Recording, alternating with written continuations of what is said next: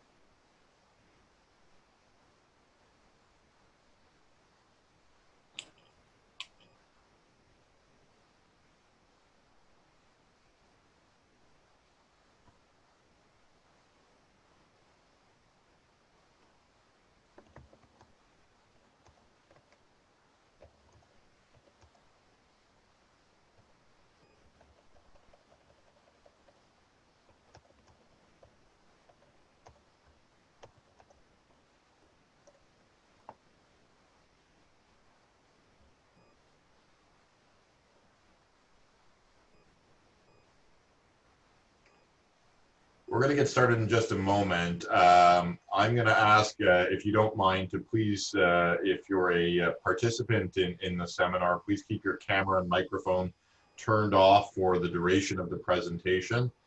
If you do have any questions, feel free to put them in the chat module, and there will be a question period to the extent we can get through the questions at the end. So please, again, thank you, and please keep your camera and microphones turned off.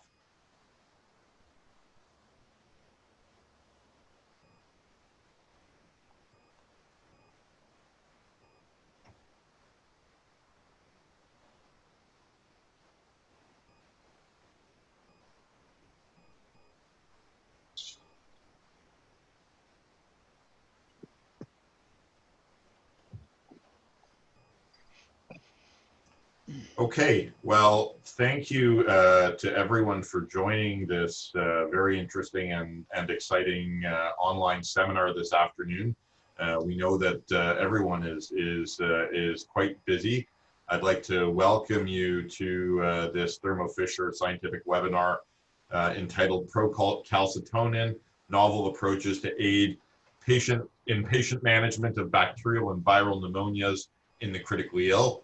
I'd like to remind everyone that Thermo Fisher Scientific is a gold sponsor of the Canadian Critical Care Forum, and on behalf of the executive and the whole CCCF committee, I'd like to especially thank Thermo Fisher Scientific for their ongoing support. Again, I'm Dr. David Klein, and I'm a critical care physician at St. Michael's Hospital at the University of Toronto, and I'll be your moderator for this session. And for those who just joined, please, again, keep your cameras and microphones muted for the presentation, and have all of your questions typed into the chat box, and we'll facilitate them at the end. Just to give a quick overview, this presentation will be from Dr. Eric Gluck and Dr. Michael Broyles. They will review the utility of procalcitonin in the setting of critical care and walk you through its use in assessing risks of bacterial infection, as well as antibiotic decision-making for patients with suspected or confirmed sepsis and oral or respiratory tract infections. I'd like to take a moment just to introduce both of our esteemed speakers who come to us from the United States. We have Dr. Michael Broyles, who is a doctor of pharmacy with more than 30 years of experience in hospital pharmacy, and as a laboratory director who works providing decision-making advice on antibiotics as well as antimicrobial stewardship. He has served as a consultant for 25 major hospital chains, as well as on the advisory board for Thermo Fisher Scientific, as well as a number of other large diagnostic companies and hospitals.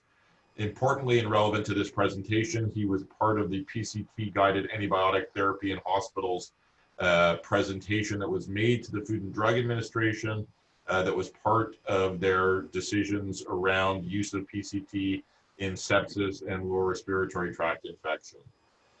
I'd also like to introduce Dr. Eric Gluck, who is a critical care physician at the Swedish Covenant Hospital, which I have learned is not in Sweden, but in fact was started by the Queen of Sweden, but is in Chicago. He there, in addition to being director of the ICU, is professor of medicine at Finch University of Health Sciences at the Chicago Medical School, and he is a pulmonary and critical care physician by training. He is a fellow of the Society of Critical Care Medicine and American College of Chest Physicians, and has made numerous contributions to both fields. He authored the 2013 pilot publication that set the groundwork for the multi-center Moses trial that was involved in the expansion of PCT use and claim use by the FDA in 2016, and has lectured as well as written about sepsis, procalcitonin, and other biomarkers, both in the United States and around the world, and in addition uses PCT in his own clinical practice, and may have some interesting anecdotes related to that in the context of our recent challenges with COVID-19. I'll turn the seminar now over to Dr. Broyles and Dr. Gluck. Thank you, Dr. Klein. I would like to thank Thermo Fisher for sponsoring our webinar today, and I would like to welcome everybody and for taking a few minutes out of your busy days. We speak to the use of procalcitonin as an aid in the management of viral and bacterial pneumonias, particularly in the critically ill. Objectives, we would like for you to have a firm understanding of the pathophysiology and kinetics of procalcitonin. Very clearly, this is a test that needs to be understood. It's not a pregnancy test, yes, no. There's a lot of nuances that are important to applying the concepts correctly.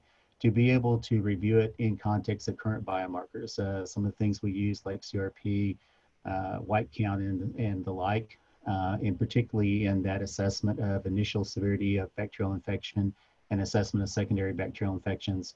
Describe how procalcitonin can help aid in the initial severity assessment and evaluation of your antibiotic choices, and then look at the expected clinical and financial outcomes in managing these patients.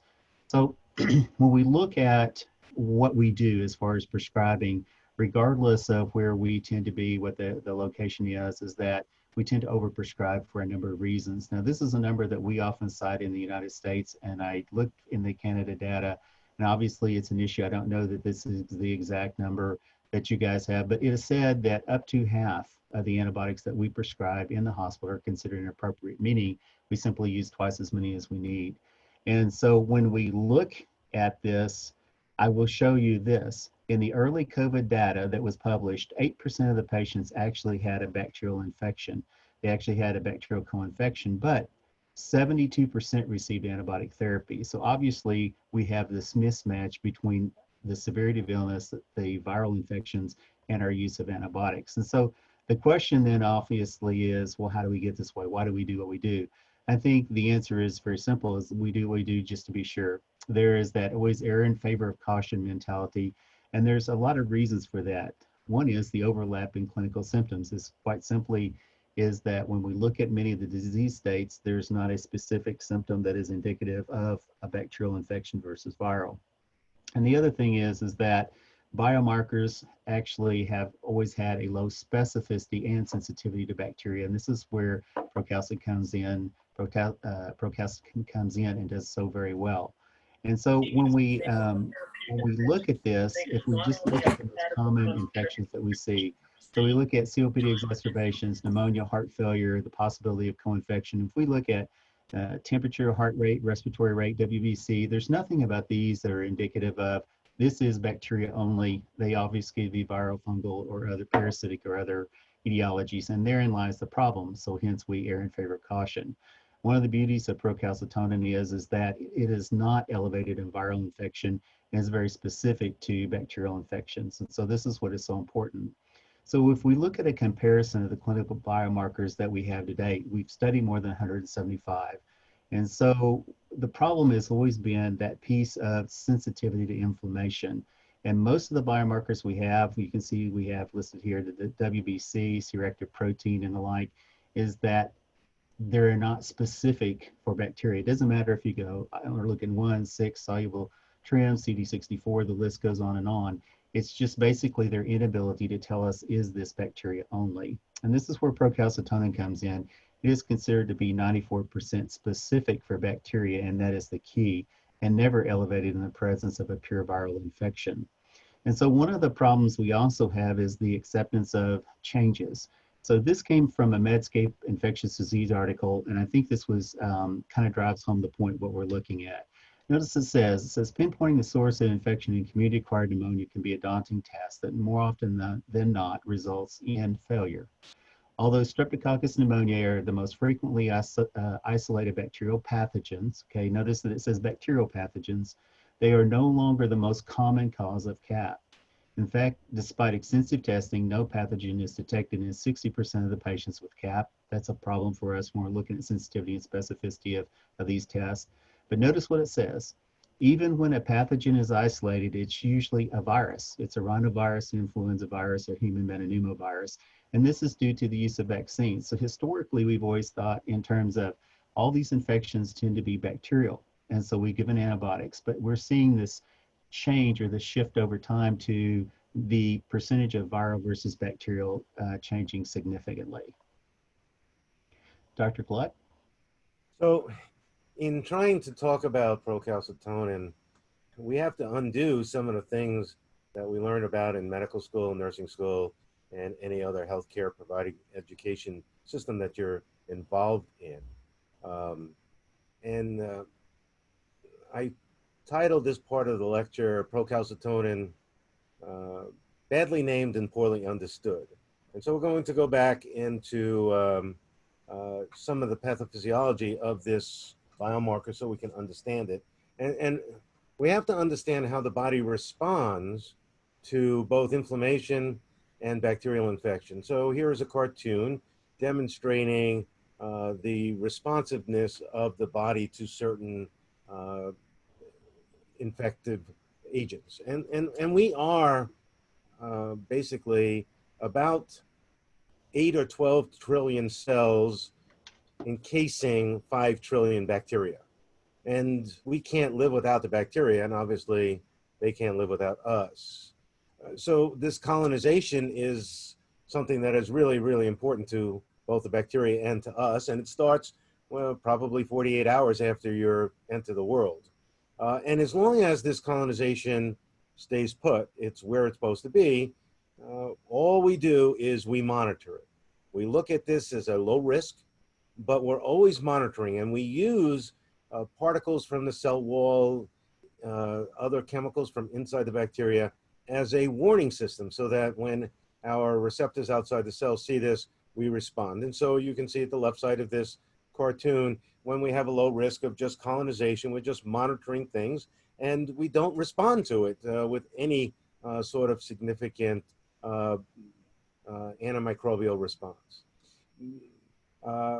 However, these commensal bacteria sometimes can end up in a place where they're not supposed to be, and that becomes a little bit tricky for the clinician, and to some degree tricky for the body, because these are bacteria that we understand are supposed to be in our bodies, and the clinician understands they're supposed to be there as well.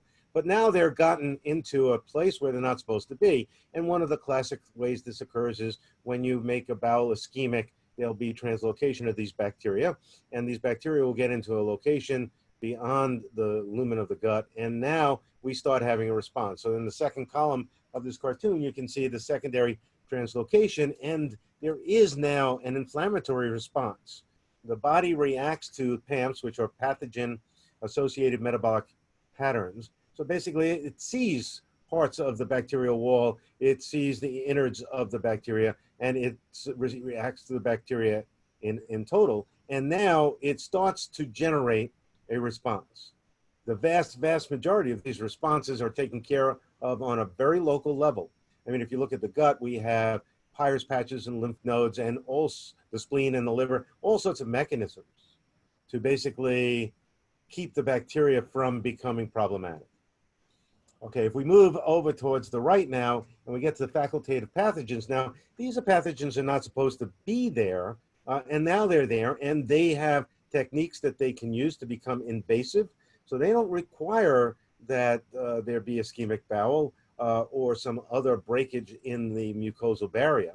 They can go where they want to go, and our body is trained to identify them, and again, they can look at both the type of bacteria they are and the virulence factors associated and create a more significant response. And obviously, then we also have pathogens that are capable of creating inflammatory mediators on their own and other toxins that would then create a significantly greater risk. So we go to the next slide, please. So our cells have these receptors on the outside depicted in this cartoon. They're called TLRs, or toll-like receptors. There are 12 of them. 8 of them are external, 4 of them are inside the cell. They are uniquely designed to have different areas of them to sense every possible combination of gram-positive, gram-negative bacteria, protozoa, fungi, and viruses. Of course, new viruses become a little bit more difficult for the bacteria, for the body to sense, since it has to understand that it has never encountered something like this before. All these receptors are basically like antennas in the interstitium, and they are scouting the area there to look for harmful bacteria. And when they do, a series of chemical reactions occur that are specifically designed to either deal with virus, fungi, protozoa, or bacteria. And they usually, almost invariably, involve the formation of inflammatory cytokines and interferon. Next slide, please. Hello. So here is another cartoon which is actually depicting this. And you can see the bacteria on the surface. They are coming in contact with toll-like receptor. This is TLR4. And you can see then once they interact with that receptor, there is this chemical reaction that occurs. They actually set up a phagosome inside the cell, which is basically there to act as a factory for killing bacteria that have gotten into the cell. In addition, other things occur. One, it causes the release of inflammatory mediators that are already stored in the cell. We'll talk about that in a second. And also, there is nuclear signaling that occurs, and certain signals from this response get into the nucleus, DNA unfolds, and inflammatory mediators are produced to, again, do 2 things. 1, directly kill bacteria.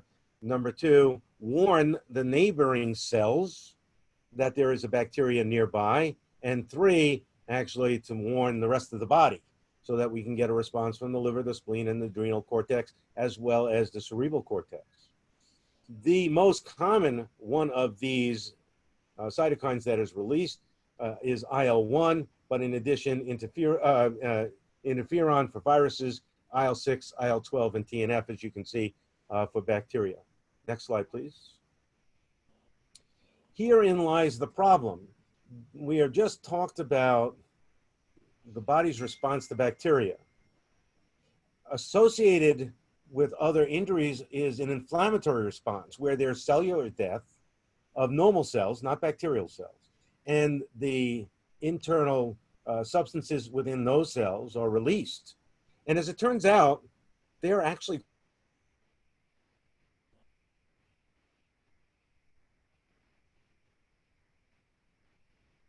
it causes a tremendous inflammatory response, as does uric acid and bilirubin and other toxins that are associated with the cells, ATP especially. And so the body has designed additional pathways to actually detoxify these toxins. Now, here's the thing. There are certain events that the body encounters which are specifically just inflammatory, and others that are specifically just bacterial. But many bacterial and viruses, especially as we're seeing in COVID-19, involve a combination of bacterial response and inflammation because the cells die. And when the cells die and they don't go through this detoxification, these toxins get out and they stimulate the cell. And as you can see in this cartoon, toxins, ATP, are causing a reaction down a different pathway, whereas the bacteria were going down the PAMPs, as you can see in the left upper corner there. These go down a pathway which is DAMPs, damage-associated metabolic patterns. As it turns out, though, the initial common pathway for both of them is the production of IL-1. And IL-1 is the cytokine that makes you have a fever, makes you have a tachycardia, makes you have tachypnea, actually elevates your fever, and causes an initial bone marrow response. And so as it turns out, as you can see from this cartoon, the initial response, the momentary response to bacterial and inflammatory responses is almost identical, which is why most of the biomarkers that we have been using for the past 50 or so years have been disappointing because they were never organized to create a circumstance where they were supposed to be able to discern specifically between bacterial and inflammatory responses. The body has decided, and a very wise decision, evolutionary it is, that given a choice of doing something unnecessary like defending against toxins and missing a potential bacterial infection versus doing a bacterial and missing the toxins, I would rather miss the toxin response and go after the bacteria. So the initial response to both inflammatory and infective response is this release of cytokines that are stored in the cell, which is typically IL-1, TNF, IL-6, IL-12, and these are a very non-specific response, which means that clinically, in those first 6 hours of acute inflammatory pancreatitis and acute pneumococcal pneumonia, clinically, aside from the symptomatology of the patient, you cannot distinguish the two. Next slide, please. Obviously, though, we have to be able to hone our response so that we don't do more harm than good. And so at some point in time, we need to make a more specific response to either the bacteria or the inflammatory. One of these markers that was designed in large measure to do this is procalcitonin. Now, it's repurposed from a huge polypeptide called pre-procalcitonin, and there's multiple different regions, and in fact, there are actually 4 different proteins that are generated from this area of our genome, all related to procalcitonin, but not exactly the same. And so we have this large precalcitonin molecule, which is then cleaved initially, leaving us 3 different areas. And once again, after that, we cleave it once more because that is procalcitonin. If you go to the next slide, the procalcitonin response is actually specific for bacteria, and in certain neuroendocrine tissues, it's specific for calcium metabolism. So the neuroendocrine tissue has an additional enzyme that actually causes procalcitonin to become calcitonin. Only those tissues have it. But every other tissue, except for myocardial tissue, has the ability to produce procalcitonin. And so when the bacteria hits the cell wall, as depicted by that green fuzzy thing, this is my idea of what's going on inside the body. This is not anyone else's craziness but mine. It latches onto a receptor that's demarcated there by purple, and it causes that chemical reaction. Initially, the prepackaged cytokines are released. So you see TNF, IL-6, and IL-1, they are already there. They're in the cell immediately so that we can get an initial response without any delay. Okay, if you click onto the next part, then what happens is the inflammasome is created, nuclear signals are created, the DNA unravels, we make messenger RNA, and as depicted here by the blue curly thing, we make procalcitonin. As the concentration in the cell increases, it leaks across the capillary membrane through exocytosis. If the concentration gets high enough, it will actually diffuse through the interstitium, gets into the serum, and now we have the signal that is very specific for bacteria, because inflammation by itself will not create that nuclear factor that will create the messenger RNA to make procalcitonin. And so in proportion to the amount of bacteria that are involving in this infection, in response to containment or lack of containment, we will get a procalcitonin response. Next slide. So as I suggested before, when there's no infection, PCT is only expressed in the C cells of the thyroid gland, and you have minute levels, typically less than 0.03. During a bacterial infection, non-neuroendocrine tissues that are incapable of actually making calcitonin.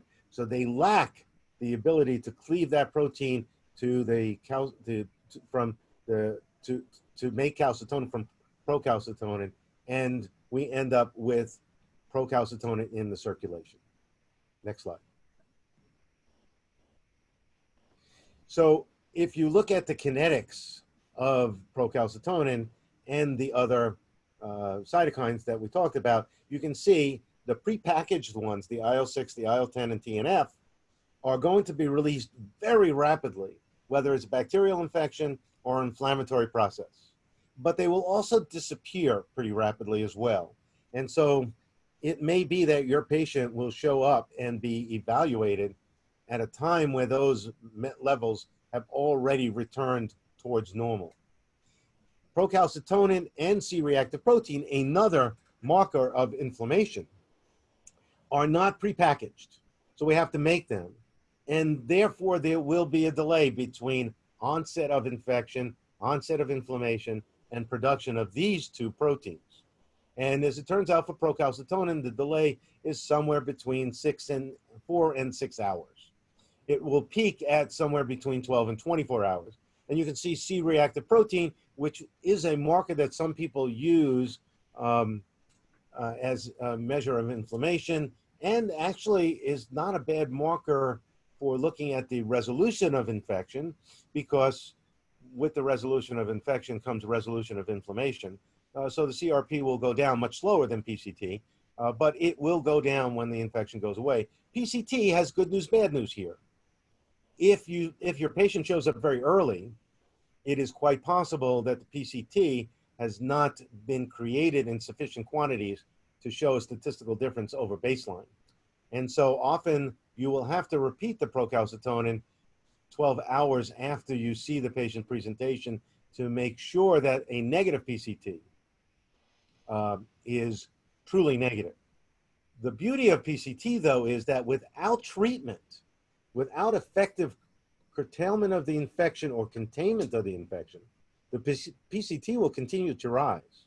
So you will not miss that signal. So when that patient shows up 4, 6, 8, 12 hours after the onset of a perforated bowel or pneumococcal pneumonia or some sort of cellulitis or urosepsis, the PCT will continue to rise as long as the infection is increasing.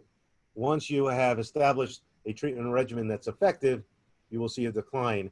And Dr. Broyles will talk about that, I believe, in the next slide in more detail. Oh, no, I have one more little tidbit to say. We have looked at this biomarker as its ability to predict infection. And in this study, which is actually quite old now, it's almost 20 years old, at least part of it actually is 20 years old, we compared procalcitonin, C-reactive protein, and IL-6 to clinical judgment, and that's what's called a real-world experience. So clinicians were asked, is this patient septic or is this patient not? And then the clinical course was identified, the case was reviewed, and then it was determined whether in fact the patient had bacterial sepsis or not. And receiver operating curves were looked at for the ability of the different biomarkers to predict whether the patient was infected or not. And you can see that the receiver operating curve is most favorable for PCT, significantly better than C-reactive protein and IL-6. Again, because IL-6 and C-reactive protein will respond both to inflammation as well as infection. Now, lactate was included in this study. I'm not excited about it being on this curve because lactate is not a biomarker of sepsis. It's a biomarker of perfusion and oxygenetics. So it would definitely perform more poorly than any of the other biomarkers, only because not every patient who's septic has a problem with oxygen utilization, and also not everybody with oxygen utilization problems is infected. So now I think is the right time to transfer over to Dr. Broyles. Okay. Thank you, Eric. So this is a summary of the kinetics. As Dr. Gluck alluded to, PCT rises in that first 3 to 6 hours, somewhere in that time frame, generally within 3 hours, but most always within 6 hours. So kinetically, that's a very important concept to remember. Its time to peak is considered to be 24 hours. It's almost a biphasic peak, but it basically peaks in 24 hours. So what was kind of interesting is to determine what this peak is, they actually gave subjects endotoxins. So they gave them gram-negative bacteria and said, here, we're going to measure the response, how long they make PCT once the cell sees gram-negative bacteria. And the reason this was done is simply because bacteria wouldn't continue to grow. And they found out that once you see these toxins, you make PCT for about 24 hours. Its elimination half-life, the time for it to go down by half, just like with the drug, is also 24 hours. So therefore, the best time to evaluate the effectiveness of your treatment is also 24 hours. So rises in 3 to 6 hours, time to peak is 24 hours, elimination half-life is 24 hours, and the best time to evaluate the effectiveness of your antibiotics is also 24 hours. And that's what you're seeing in this diagram. And actually on the right, where you see this decline less than 80% from the peak PCT, had a 20% mortality rate. This was the data that was from the Moses trial, indicating that failure to reduce PCT was an indicative of poor outcomes. And so this is kind of a summary slide that we put together to demonstrate the concepts of PCT. Within 24 hours, you can find out a lot of information. So let's say, for instance, I had a normal PCT on day 0, 24 hours passed, and I had a second negative PCT. So this is an opportunity to do many things, and number one is to stop antibiotics in many patients. So we know that in patients who meet sepsis criteria, now I'm talking sepsis, severe sepsis, septic shock, the people that meet sepsis criteria, only 4 in 10 need antibiotics, 60% don't. So this is an opportunity to stop antibiotics in these patients. And the other thing to look at is in COPD exacerbations, pneumonia patients, only half of these patients actually have bacterial infections. They have viral etiology half the time, or environmental if it's COPD. But basically, viral versus bacterial, it's about 50%. So again, we have an opportunity, if you did start antibiotics in these patients, 2 negative PCTs, that would be an opportunity to stop antibiotics. And then if we started out with an infection, so we have a baseline of 5, and then we see this trend of a 40 to 50% reduction, that's the ideal response. Remember, the half-life of PCT is 24 hours. When we saw this trend, this would tell us one thing. It would tell us then that the antibiotics are working. And then at the end of 24 hours, if we saw a significant rise in PCT, it would actually tell us our antibiotics are not working, that we need to change. There's no reason to continue down that path because it will result in failure. So literally within a 24-hour window, you can actually look at opportunities to stop antibiotics, evaluation if your antibiotics are working, and know that you need to change.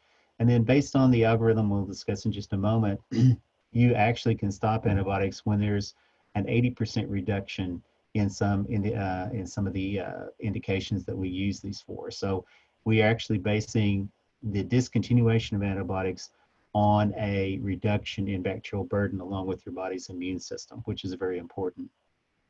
Generally, we consider 0.05 to be a normal PCT value. There's always something going on where you can measure PCT.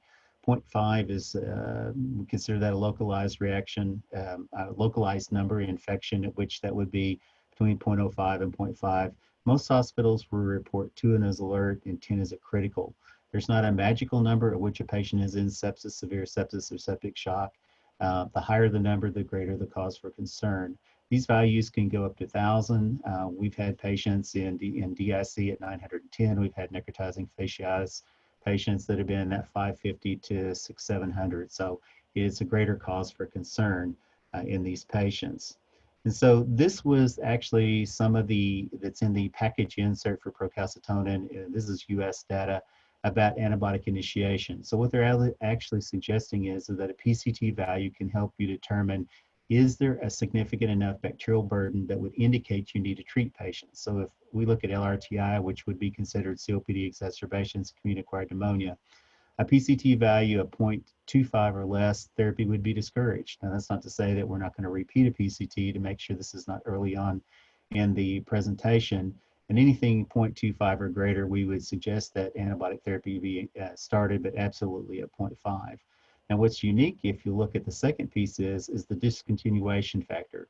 And that is an LRTI, you'll see that an absolute value of 0.25 or less, or, and the thing that you'll use most often is an 80% reduction in PCT would be appropriate for stopping antibiotics in these patients. And in sepsis, it's a 0.5 or an 80% drop. And this is very important to help us guide these patients, because if you stop and think about it, and historically this is true, so if you say, I'm going to treat somebody for X amount of days, okay, I'm going to treat a pneumonia patient for 5 days, statistically, you get about 30% of those people actually have the correct duration.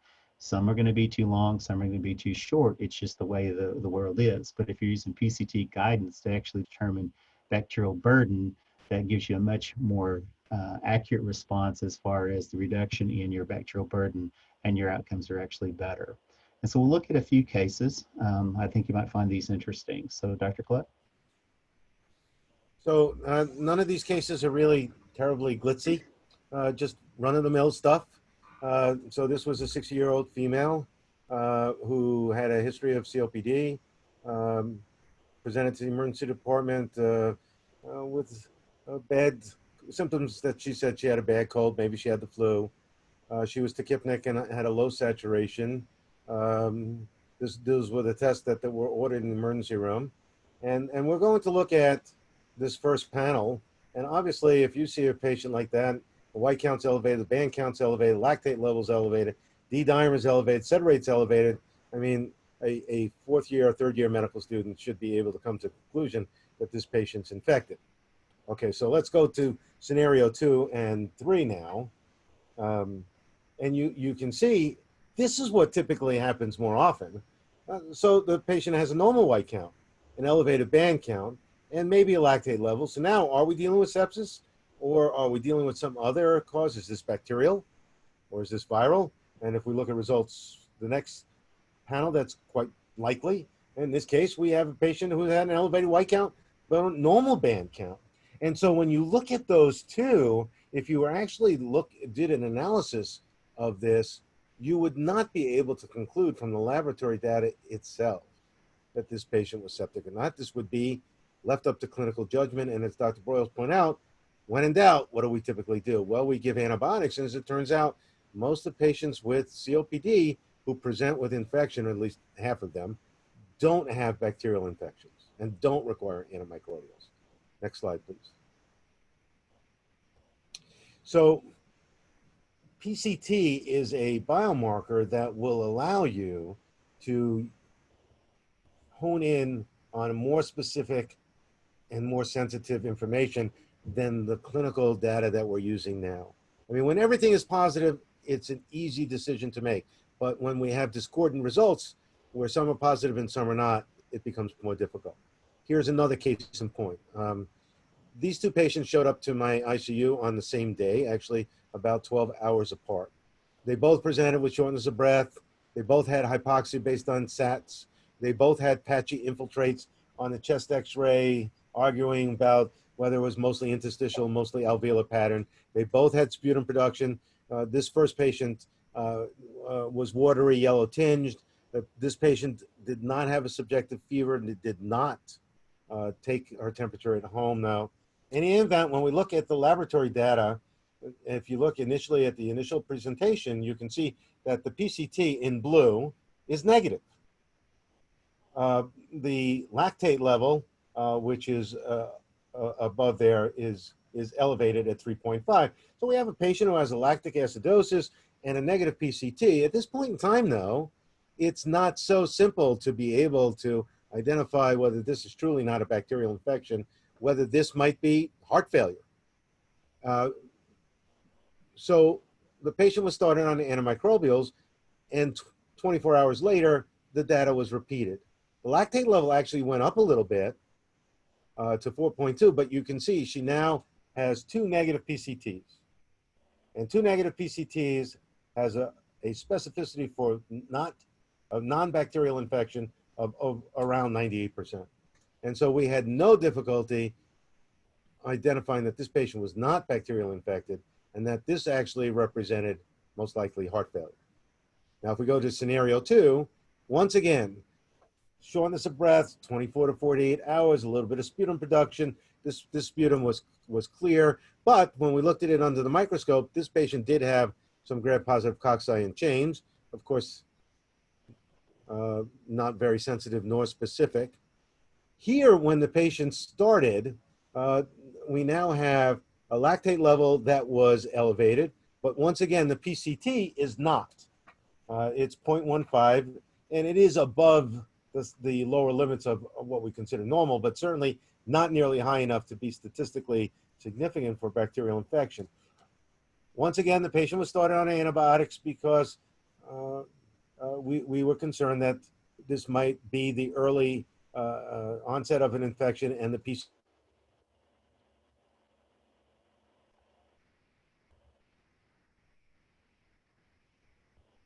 microbial therapy, what we see is lactate level goes down and now the PCT level goes up. So at 24 hours, the PCT has now gone up, and with antimicrobial therapy and appropriate fluid and nutritional support, you can see that the patient follows the typical half-life disappearance curve for PCT. So what this helped us identify was 2 patients whose x-rays looked almost identical. One who had heart failure, did not need antimicrobials. One who looked like they might have heart failure, but it turned out to be bacterial infection. Very similar to these 2 scenarios is what happened, not this year with COVID. We'll talk about that in a little bit later. But what happened last year with a huge influenza that we had in Chicago. And often these patients would present with information that could identify whether it's bacterial or viral pneumonia, and PCT came to our rescue on numerous occasions, helping us to determine whether the patient had a bacterial or viral infection. We can go to the next slide. This is another case which is sort of interesting. This patient presented with urosepsis. Classical laboratory data consistent with that. The patient was placed on vancomycin and Zosyn. And now we started evaluating her response. Hemodynamically, she actually improved. And in fact, her white count actually improved and her band count improved. But what didn't improve was the PCT. It basically hovered around the same result, as you can see, with what she presented with, until day 5. And that's the day that we really got concerned, because not only was it not going down, which is a cause for concern on day 2, but now it was going up. And when bacterial infections are being treated, this is not a response curve that you would anticipate. So we did an ultrasound and a CT scan of her abdomen, and as it turned out, we found that she had a perinephric abscess. The IR physician drained the abscess, and now you can see that with the abscess drained and appropriate antibiotic, her PCT decrement is as we would predict, going down nice and rapidly. And of course, once it gets down to below 80% of the peak level, which is 8 in this case, we would stop antimicrobials on this patient. So not only does PCT demonstrate when antimicrobials are doing what they're supposed to do, but it also becomes a clue to when you might have bacteria that are in protective focus or bacteria that might be resistant to your antimicrobial treatment. And I think the next case is Dr. Broyles. This is an interesting case. So we've been, Dr. Gluck has been using PCT longer than we have. We have been using this, I don't know, 10 plus years. This was very early on when we first started using Procalcitonin. So what I have is a 56-year-old male construction worker. Key concepts are 1.5 per day, pack per day smoker. Shortness of breath is the chief complaint. This had been going on for a couple weeks, and of course he got azithromycin, the Z-Pack, because everybody does. You sneeze and you get a Z-Pack. He was on the prednisone for his asthma. So when he presents, clinically not that severe. You'll notice that his respiratory rate's 20, pulse ox is 92% on room air, white count's just 14.7 with 6% bands. The chest film and auscultation said early bilateral pneumonia. So at this point in time, the plan was to put him on levofloxacin IV 750 milligrams daily. And so let me ask you a question. Based on what you know now, remember we talked about the values of 0.05, 0.5, 2, and 10. If I said his procalcitonin was 0.7, my question to you would be, does it seem like he has a lot of bacteria? And the answer probably would be no. I mean, this is not that much. Now, if I said, though, his procalcitonin was 15, would you feel differently about this man's illness? And I would hope your answer at this point in time would be yes, because essentially we're talking a very significant bacterial burden. And so at this point in time, we're starting out with 0.7, but I just want to think some of the things that procalcitonin brings to the table as far as this initial severity assessment. Now, there's two things that this case demonstrates very clearly. One is that what happens when you have a test and you don't believe in it or you don't use it. And two is this is essentially your hospital if you don't have procalcitonin and you're making the decisions without this very specific bacterial marker. And so in the clinical course, you can see that actually we started out with a PCT of 0.7, white count's 14.7. He was placed on levofloxacin. But the next day, notice what happens. This is almost a full 24 hours. We had a very significant increase of PCT from 0.7, and you'll see in the red to 36. So this means that no matter what, your antibiotics are not working, and this is a grave cause for concern. And also the white count elevates. And so we went to the clinician, and this was early on. Now remember, we just started using Procalcitonin. We're still doing the education process. And he said, I don't care about that test. He said, I look at my patients. He said, I know what I'm doing. He just needs more time for the antibiotics to work, which is unfortunate because by the next day, his PCT had gone from 36 to 86. His lactate was 5.6 and his white count was 28.8. And it was unfortunate because we had to place this man on the ventilator. And so obviously we had this information that said we needed to change therapy, but we didn't heed it because we didn't believe that the test was what he thought it would be. And so after that, the therapy was changed to meropenem and vancomycin. And one of the things you can do, and I'm not saying we do this often, but we do this in rare circumstances, is if the PCT is rising very quickly and you make a therapy change, we said the ideal response to PCT after antibiotic changes is 24 hours. But you can repeat a PCT in 12 hours, and if it begins to trend down, then you know your antibiotics are working. In other words, it's not still going up. And that's what we did in this situation. We actually repeated the PCT 12 hours later, and we can see that actually what I wanted to show you is that this begins to go down. You can see it went from 86 to 72. Now, in the meantime, we actually had a sputum that was positive for coagulase positive, gram-positive coccinine clusters, so we know this is at least a staph, most likely a Staph aureus. And his nasal culture was also positive for MRSA. So we probably think that we have an MRSA bacteremia and pneumonia. And so you can see a couple of things. You can see then that we said the ideal response to PCT was a 50% reduction over 24 hours. So notice from day 2 to day 3, we went from 86 to 46. This tells us that this is an ideal response. We did get positive cultures. Obviously, sputum can be colonization, but blood cultures were positive. And so as we follow this out to the end, we begin to see, just as we would expect, there's about a 50% reduction in PCT every day. Now, one other thing that's important to note, normally we would have stopped antibiotics at an 80% reduction, which would have been at the end of day 5. So if this had not been an MRSA pneumonia with positive blood cultures, we would have stopped antibiotics. But because this is a positive blood culture, we had to treat him for the full 2 weeks to prevent endocarditis. But the concept remains the same. The diagnosis of pneumonia does not require a hugely elevated PCT. Remember, half of your pneumonias are going to be viral. The way you diagnose this pneumonia remains the same, but an elevated PCT is not absolutely essential. There are about a third of your patients that will have a low PCT in that 0.5 range or so.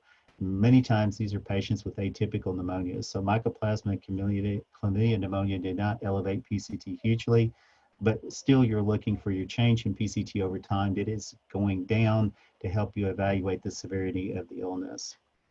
So let me give you an example. This is a 72-year-old male. We all have these frequent flyers, and they come in all the time.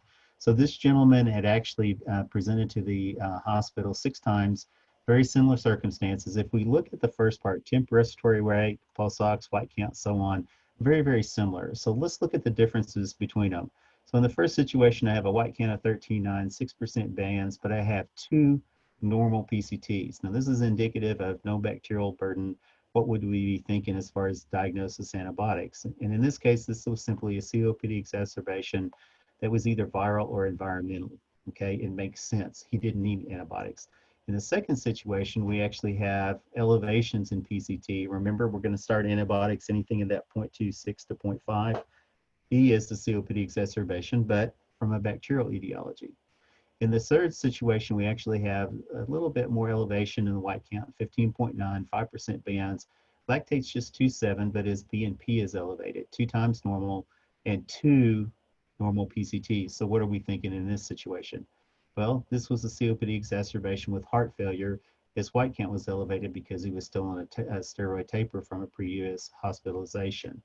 In the fourth situation, we have white counts 14.4, 6% bands, slight elevation in PCT, a little elevation in BNP, but PCT is clearly indicative of bacterial burden, and we actually had a pneumonia with a COPD exacerbation. See how this gives us more information to make more intelligent decisions about antimicrobial therapy.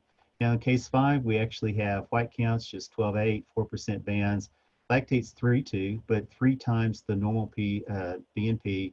PCTs are normal. I think you get this. This would be heart failure, no requirement of antibiotics. In the 6th situation, we actually have a normal white count, but 12% bands. We're beginning to see that left shift. We see BNP, we see the lactate is at 3.9. We see BNP 2 times normal and a significant elevation in PCT. This patient was actually met the sepsis criteria with pneumonia and heart failure as a secondary infection. So all useful information. Jump just very quickly to COVID data. So this was an interesting study that was done where they looked at what are the risk factors for poor outcomes. And so what they did is they did a multivariate Cox regression analysis, and they looked what are the greatest risk factors for poor outcomes and mortality in your COVID patients. And notice that you'll see it's age greater than 75. That's a 7.86 hazard ratio, followed by the 65 to 74 range, heart disease, cardiovascular disease, and so on. But look at the biggest contributor to this. Notice that the greatest risk factor in these patients was an elevation in PCT greater than 0.5, which was indicative of a secondary bacterial infection. And that's the key. What we found out in the COVID patients is a secondary bacterial infection greatly increased the risk for severity of illness and disease. And this was demonstrated in this meta-analysis that was done by Lapai and Plabani. They started out with 23. This was narrowed down to 4 studies. And what you can see is that the overall, when you looked at the overall risk increase for a seriousness of illness with an elevation in PCT, that basically any increase in PCT were associated with a secondary bacterial infection and almost a 5-fold higher increase for severe illness and mortality. Additionally, the study also indicated that PCT was useful for assessing a secondary bacterial infection, both initial and later in the course, and then to help evaluate the effectiveness of your therapy as you would in any of your other patients. Dr. Gluck?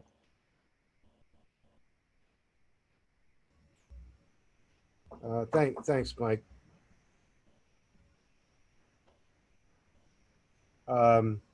So these are some some takeaway points. Empirical coverage for bacterial pathogens is recommended in patients with community-acquired pneumonia without confirmed COVID-19, but not required. Now, I have to admit that in the early onset, people were hedging their bets by using hydroxychloroquine and erythromycin or azithromycin. I'm trying to think about whether they were using the azithromycin as an anti-inflammatory agent or just to quell their fear that the patients would be infected. As it turns out, procalcitonin is helpful in limiting the overuse. I'm going to present a case in 2 seconds that will show you how this can actually end up being very useful in patients with COVID-19 disease. The inflammatory marker procalcitonin is just as safe to use in patients with during a COVID-19 pandemic as it would be under other circumstances, and adds a tremendous amount of utility to your differential diagnosis and treatment. So we can go to the next slide, and I know that we're running out of time, but this is a pretty short case. This is actually in the beginning of the pandemic in Chicago, where everybody who showed up in the emergency room was a strong suspect for having the illness, and probably in the initial phases were greatly overtreated. So this is a 46-year-old male. He had productive cough and a fever, chills, shortness of breath on exertion. He had been to the emergency room 2 weeks before, and he tested negative for COVID. Lives alone, works in a grocery store, so he's a high-risk person for community acquisition. And if you remember in the early part, we were not having people wearing face masks who were not in the hospital or sick. He did have a fever. He was tachycardic. His blood pressure was okay. He was very ill appearing, but he was only in minimal respiratory distress. He did have rales localized to the right lower lobe. And so now we're saying, okay, this guy came in once before for COVID. Maybe we missed it then. Maybe he has it now. Next slide, please. So basically, we did some laboratory data. He had an elevated white count, left shift, no bands. Noticed the low lymphocytes, and of course, early on, low lymphocytes was a part of the presentation scenario laboratory-wise. Patients with COVID disease, his creatinine was borderline, his CRP was elevated. Our upper limits of normal for our CRP is 40. PCT, though, surprisingly enough, was markedly elevated. So this was not just a trivial elevation, this was a marked elevation. And when you see a PCT like that, no matter what else you're thinking, you have to think that there is a significant bacterial load that needs to be taken care of. Now, his serum ferritin was a little bit elevated, his D-dimer is elevated, but as it turns out, 80 to 85% of people with bacterial infection without COVID disease have elevated D-dimer. He had a borderline elevated lactate level, his LDH was just a little bit high, but that PCT was very telling. So although this guy was in a high-risk environment, and we were going to test him again for COVID disease, right now, knowing that his PCT is elevated, we are absolutely having to look for a bacterial source. So if you show the next slide. As it turns out, hindsight, you could probably make out a slight haziness in the right lower lobe of that plain film, but you can actually see in all its glory a alveolar infiltrate, segmental in shape, very consistent with a bacterial infection on the CT scan. And so this patient, once again, was tested, turned out to be negative, treated with antimicrobials, ended up, I believe, with Klebsiella pneumonia, which is sort of interesting, and did quite nicely after that. Okay, back to you, Mike. Okay, let's have a brief case for you. This is actually demonstrates a totally opposite end. And so in this situation, we actually had a man who presented. We were still sending COVID out to be tested. His PCT was normal on admission. However, he was placed on antimicrobial therapy, again, to hedge the bets in the fear that he might have a bacterial infection. And nonetheless, he was started on antibiotic therapy. He was placed on ceftriaxone and vancomycin. So the next day, the PCT is normal. And so we have 2 negative PCTs. His antibiotics were stopped. And what we did was kind of interesting. So again, we had the third PCT, and it was at this time in the U.S. we were having furloughs, we were having layoff. There, there were elective procedures we're not doing, and they were saying conserve money, conserve money. And so on day 3, day 4, we did not get it at PCT, and so that's not what we typically want to do in these patients who are very fragile. And so on day 5, though, what happened is that his PCT jumped to 10.5, his SpO2 dropped, chest film said had bilateral lobar pneumonia with pleural effusion. So what I would like to consider is this. This is what happens in these patients who are extremely fragile, who can develop a secondary bacterial infection. If I had been doing PCTs on day 3, day 4, I could have intervened much sooner before we got to the patient that had the 10.5. And so in these patients, it kind of behooves us to keep a very close watch on these folks and not let them wait till they deteriorate clinically and then have to intervene. And so just very, very briefly, we want to talk just a moment about reduction in resources. And so this was a study that we did, 2,152 patients. And what we were able to demonstrate with a high compliance rate was we reduced antibiotic use 47%, reduced mortality, and this is days of therapy, the most common measurement of antibiotics. Hospital mortality reduced 62% with all cause, 59 with mortality from infection. People said you just can't reduce mortality at that rate. Well, mortality rate in U.S. hospitals is 2 in 100, 2%. So if you simply go from 2 to 1, that's a 50% reduction. That's a doable thing. Reduce 30-day all-cause readmission by 50%, readmission from infection by 49%, hospital C. difficile infections by 64%, and adverse events from antimicrobials by 50%. So this is very significant, but this is with a very high compliance to the algorithm that we showed you earlier. And while Canada, your payment system is different, this is an overall look at reduction in resources. So this was broken down by sepsis. You can see that we were able to reduce antibiotic exposure by half. Laboratory costs we reduced by $1,200. And then the overall cost to the hospital and the patient was a 49.3% reduction. So it's a very significant reduction in resources. And then when we looked at LRTI, we did the same thing. Just as you would expect, we saw a 50% reduction in antibiotics. Even in these patients that had shorter lengths of stay and had a reduced intensity of service, $600. And again, overall cost of the hospital was reduced almost 23%. So very significant resources. One of the keys, though, is you have to understand that when you're using a test like Procalcitonin or any laboratory test, you have to look at the global picture and not just a department, my department, your department, their department, that type of thing. And so this was a Canadian study that was done, and they looked at PCT use in combination with, this was a stewardship effort, and this was in the ICU. The primary outcome was to look at a reduction in days of therapy, and that's reported as days of therapy per 1,000 patient days. And then they also broke it down by broad spectrum and non-broad spectrum agents. Secondary outcomes included ICU length of stay, ICU mortality, and nosocomial C. diff rate. So adherence, now notice this is very important. Adherence was defined as discontinuation of antibiotic therapy within 48 hours after meeting the threshold. So when the PCT got there, they had 2 days to stop. And this is very, very generous. For us, we stop immediately. You have a negative PCT, stop. So this is even letting it go 2 days longer before stopping. The overall adherence rate was 34%, which is not huge, but even with that, they were able to decrease antimicrobial use within the ICU by 27%, which is fairly significant.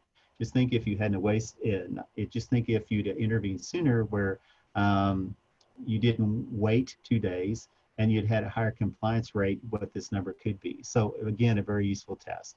And just in summary, this is an article that came out and they were suggestive of the biomarker. What would an ideal biomarker have? What would be this? Would it have the ability to differentiate a bacterial from viral infection? Can PCT do that? And the answer is yes. Have a good positive and negative predictive value? Yes.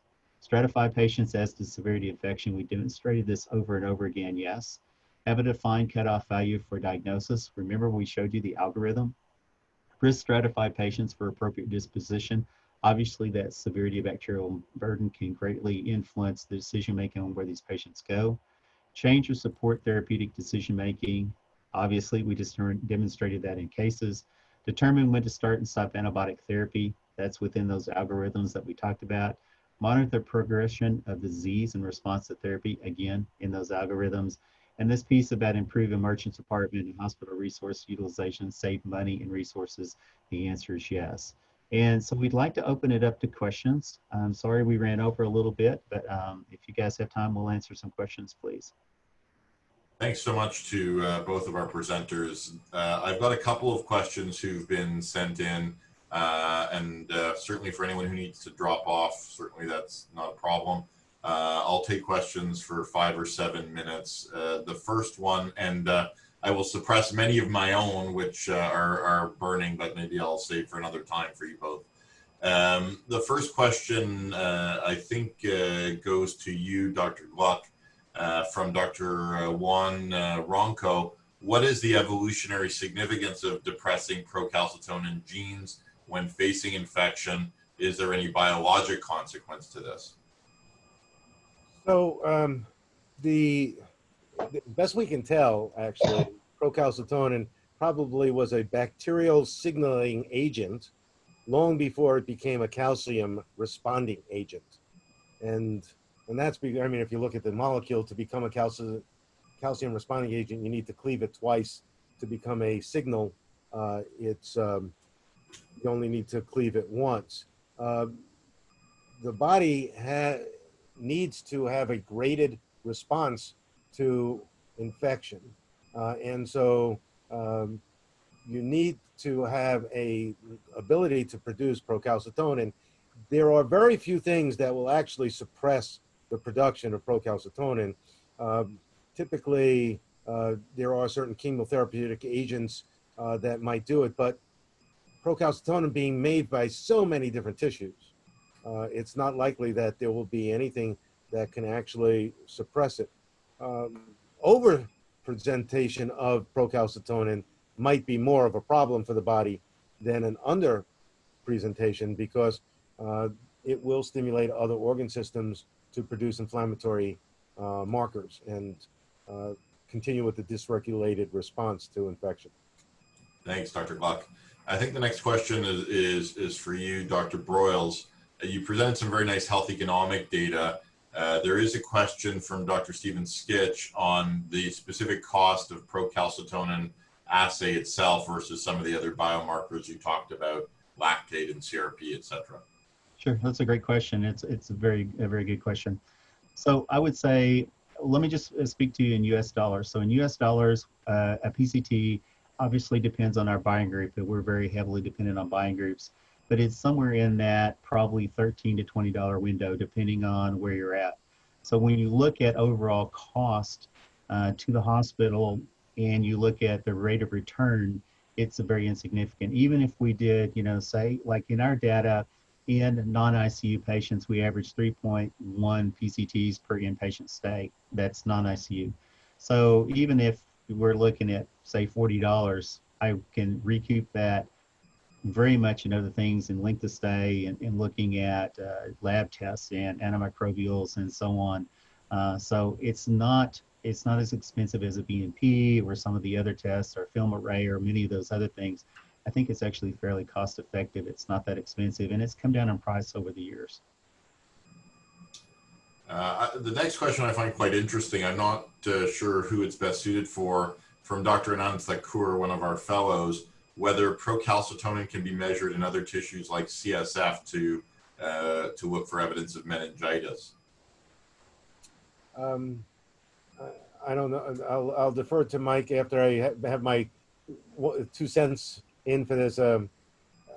There are no large studies that looked at PCT in CSF. However, they have looked at PCT in pleural fluid and in peritoneal fluid, and it is elevated, but I have not seen any data that would say that there's a better correlation in body fluid PCTs than in the peripheral measurement. And I do know that in bacterial meningitis, the serum response is quite dramatic. Fair. I'd have additional comments on that. Just Michael, do you have anything else to say on that? Or? Yeah, I would agree with Eric on that. So one thing we know is there's really no need to run a PCT on CSF. I mean, the amount of PCT we see in the blood, it is exquisitely sensitive. If you have a bacterial meningitis patient, they will produce a lot of PCT. It's a very sensitive. Now, not all tissues produce the same amount of PCT, but the bacterial meningitis patients will produce a lot. So there's really not a need to go down that road. Simply using blood PCT is adequate. And maybe I'll just ask for we have two interesting related comments, one from Dr. Al-Wadi and one from Dr. David Sweet. Dr. Al-Wadi stating they've seen in some COVID patients PCTs up to 1 where antibiotics were not given and patients recovered nicely, while Dr. Sweet suggested in some patients, PCTs have been up to 10 with no evidence of bacterial infection. I don't know if you want to comment specifically on your own observations in COVID. Well, I can talk about the ICU experience. I took care of quite a few of those patients. Now, there is this major caveat in that we're only finding, under the best circumstances, 25 to 35% of bacterial infections anyhow, as evidenced by cultures. And so not finding it doesn't mean that you don't have a bacterial infection. The other caveat is this: having bacteria in a place where they're not supposed to be doesn't always imply that you need antimicrobials. So, I mean, if you were vigorously brushing your teeth this morning or flossing them, it's quite likely you got a little bit of a bacteremia, but you did not require antimicrobials to take care of that. So it is a marker, as far as I can tell, that tells us there are bacteria where they're not supposed to be, and then it becomes clinically necessary for the bedside attendant to figure out whether antimicrobials are the right treatment for that person. Sometimes antimicrobials are, sometimes drainage is, and sometimes letting the own innate immune system take over is the right answer as well.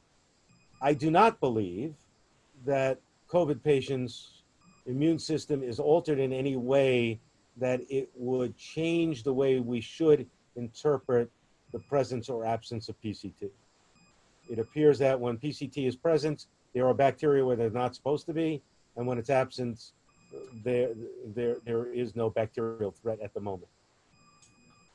That's great. I'll just ask one final question on behalf of Dr.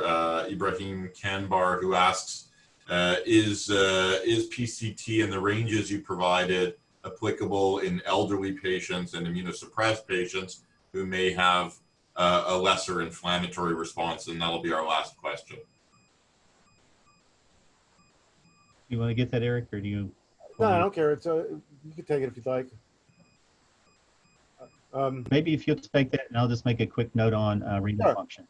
So as it turns out, depending on the site of infection, elderly people are quite able to make a very robust PCT response. The beauty of PCT also is that neutrophils are not responsible for its production. So one of the things that we see in elderly people is often they get infections without a major neutrophil response. But because PCT is not made by the neutrophils, when they get uroseptic or other infections, their response is pretty typical as far as I could tell. I've not noted any sort of correction that was necessary for elderly patients. Once again, though, you have to take into consideration which tissue is being involved. Things like endocarditis and osteomyelitis and cellulitis are infections that produce a very small signal because there are not very many inflammatory cells in those areas that can respond. And elderly patients have a very high incidence of cellulitis. And even urinary tract infections without urosepsis only produce a very marginal increase in PCT. So I would say that elderly responses are not all that different than a very young person's response. Michael? Yeah, let me just chime in with another concept, particularly because we're talking about elderly, and that's renal function. So people often ask if a patient has acute kidney failure or if they're on dialysis, is PCT affected? So the answer is this. So 30% of PCT is excreted renally. The other 70% is metabolized, broken down. And so one of the things we note that is in acute renal failure, you simply treat PCT values the same as you do everyone else. But in patients who are on dialysis, whether it be CRT, whether they be on hemodialysis or peritoneal dialysis, those patients will have an elevation in PCT that remains constant. So instead of 0.05 being the correct number as far as the cutoff, you simply nudge it up to 0.5. So again, not 0.05, but 0.5. So if you have a patient that's on hemodialysis, peritoneal dialysis, and their value comes in at 0.5, 0.4, that's normal for them. You don't have to do anything. So in those patients, you just need to heed that and just simply slide that up by about, 0.45. So 0.05 or less being normal. Also remember that in patients that are on hemodialysis, you're going to get a third more reduction in PCT if you're evaluating the effectiveness of their antibiotic therapy, because those high flux membranes are pulling off more PCT in the days when they're on therapy versus when they're off. So still useful, you just need to keep that in mind, and it's one of those concepts about learning all you can about PCT. Well, thank you both. I think that's really been a fascinating walk through procalcitonin and its use as a biomarker, up to some contemporary anecdotes around COVID-19, which I think is incredibly relevant for all of us. I'd like to direct everyone in closing just to this slide in front of you, which is a slide highlighting the virtual critical care forum that will take place this year on October 5th to 7th. Information is available on this on the criticalcarecanada.com website. This presentation itself, along with its slides, will appear on that website in the coming few days for anyone who may have missed it or wants a refresh. And then in final closing, a special thank you to our sponsor, Thermo Fisher Scientific, and again to our two speakers. Thanks again to everyone for attending today. It was a pleasure. Thank you. Thank you.